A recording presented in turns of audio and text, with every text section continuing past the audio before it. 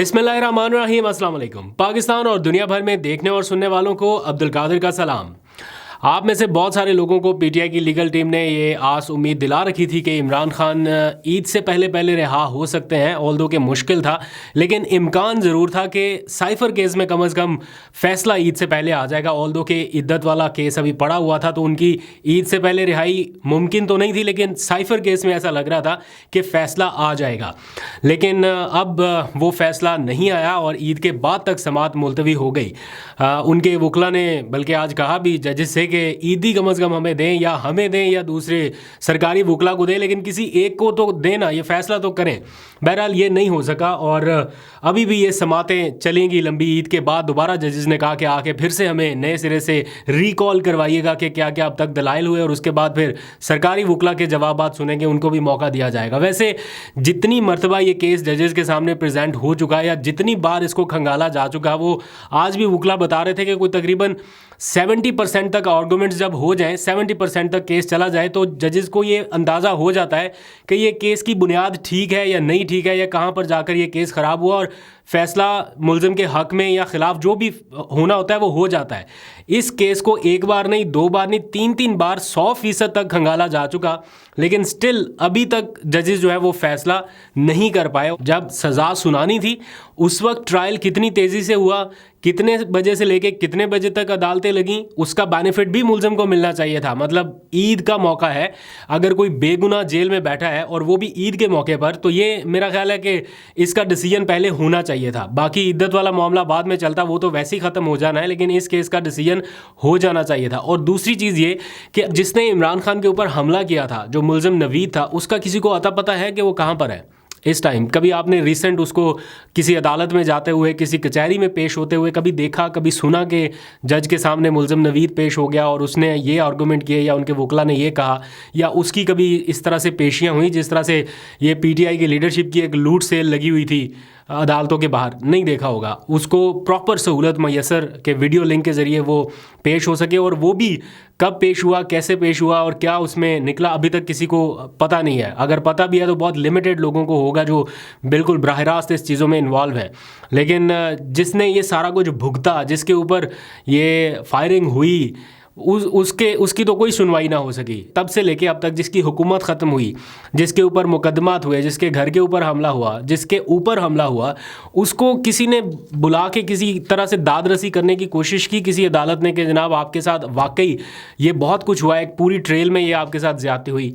नहीं। लेकिन इमरान खान को अगर इंसाफ मिला तो वो 8 फरवरी को मिला, जब अवाम ने अपनी अदालत में इमरान खान को इंसाफ दिया। अदरवाइज़ किसी ने दाद रसी नहीं की जिनके पास इमरान खान को उम्मीद थी, या जिनके पास वो बार बार जा रहे थे कि इंसाफ यहीं से मिलना है। और अभी भी उनकी आखिरी उम्मीद यही है कि अदलिया से ही इंसाफ मिलना। यही वजह है कि वो इस क्रूशल मौके पर भी अदलिया के साथ खड़े हैं, अदलिया के एहतराम में खड़े हैं, और बारहा वो अपने लोगों को कह रहे हैं कि अदलिया के लिए आवाज़ उठाएँ।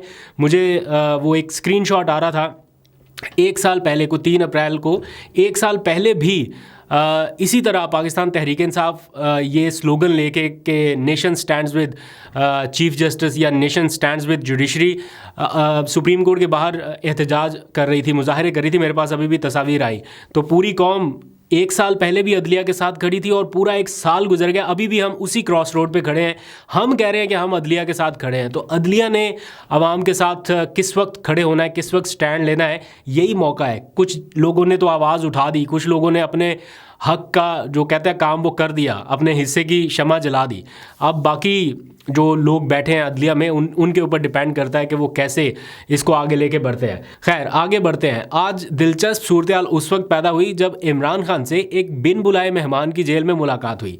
इमरान खान ने अपने फोकल पर्सनस के नामों में तब्दीली करके कुछ लोगों के नाम दिए कि या ये लोग मेरे से मिल सकते हैं, जिनमें उमर अयूब, शिबली फराज, रऊफ़ हसन, बैरिस्टर गौहर, मुजम्मल असलम और ओन अब्बास बप्पी थे। ये 6 लोग या 6 से 7 लोग बनते हैं जिनके नाम दिए गए कि आइंदा जब मुलाकात हो तो इन लोगों के साथ करवाई जाए। लेकिन आज बाकी लोगों को जाने दिया, लेकिन एक ऐसा शख्स जो कि पार्टी छोड़ चुका है, जिसका सोशल मीडिया पे काफ़ी चर्चा है, सैफुल्लाह न्याजी, उनकी मुलाकात हुई इमरान खान से। मुझे बहुत अच्छे से याद है, मैं उस प्रेस कॉन्फ्रेंस में मौजूद था।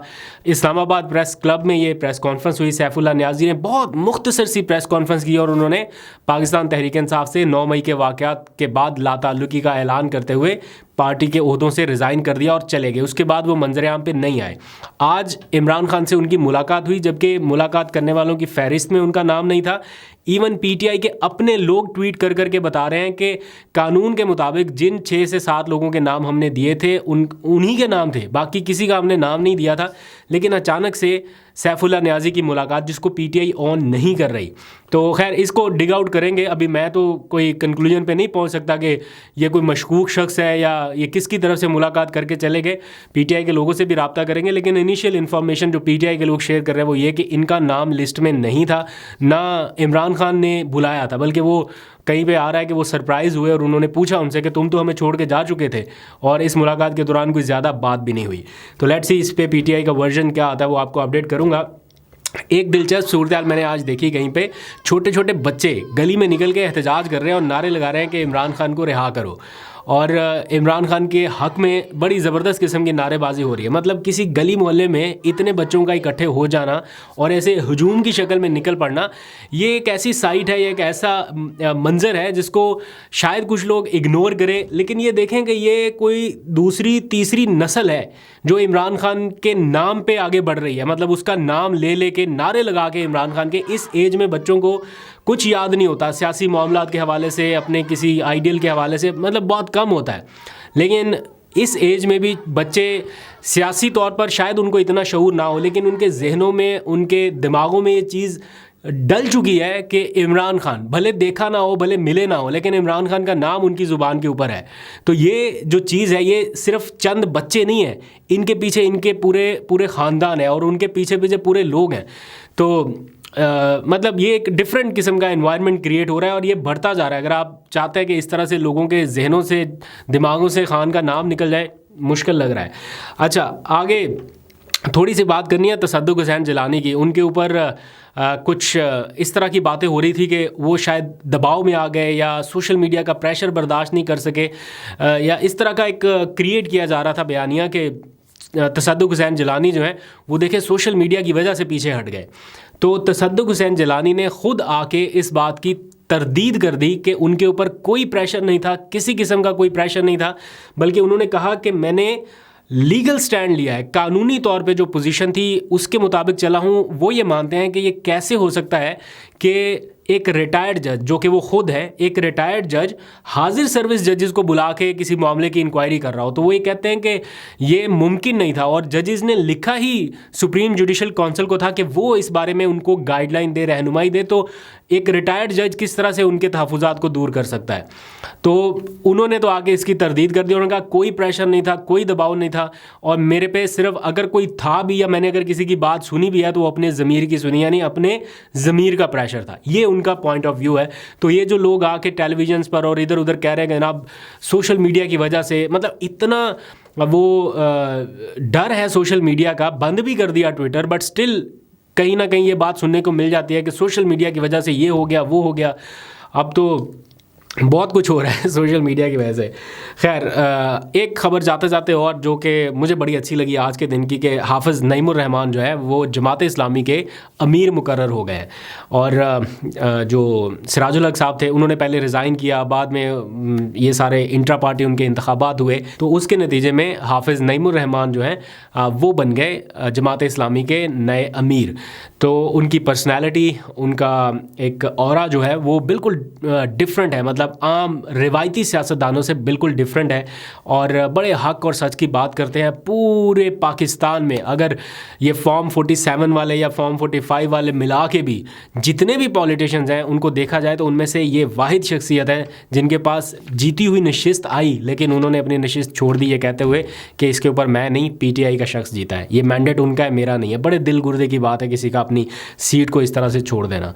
तो इस वक्त जब मैं आपसे बात कर रहा हूँ तो इमरान खान की रिहाई के लिए या उनकी सेहत की हिफाजत के लिए रावलपिंडी प्रेस क्लब के बाहर भी एक मुजाहरे की कॉल दी गई है या इजहार यकजहती के लिए सिमाविया ताहिर की जानिब से, जो पीटीआई की एमपीए भी रही हैं साबिक और अभी उनकी रहनुमा है, उन्होंने कॉल दी कि कुछ लोग आएँ और ज़रा इमरान खान के लिए इजहार यकजहती का कोई पैगाम दें। तो वहाँ पर भी एक्टिविटी जारी है। और इसके साथ साथ एक ख़बर और भी है कि पाकिस्तान तहरीक इंसाफ ने जो अपनी वर्चुअल एक्टिविटीज़ हैं वो फिर से शुरू कर दी। गुज़िश्ता रात भी हुई थी एक वर्चुअल एक्टिविटी, अब कल फिर से होने जा रही है। 5 अप्रैल की रात 10 बजे दोबारा से होगी। तो आपको अपडेट करेंगे पीटीआई ऑनलाइन कॉन्फ्रेंस या पीटीआई कॉन्फ्रेंस व्हाटएवर जो भी इसको नाम दें। तो एक्टिविटीज़ जारी हैं, आपको बताता रहूँगा। अभी तक के लिए इतने, अपना बहुत सा ख्याल रखिए। अल्लाह हाफिज़।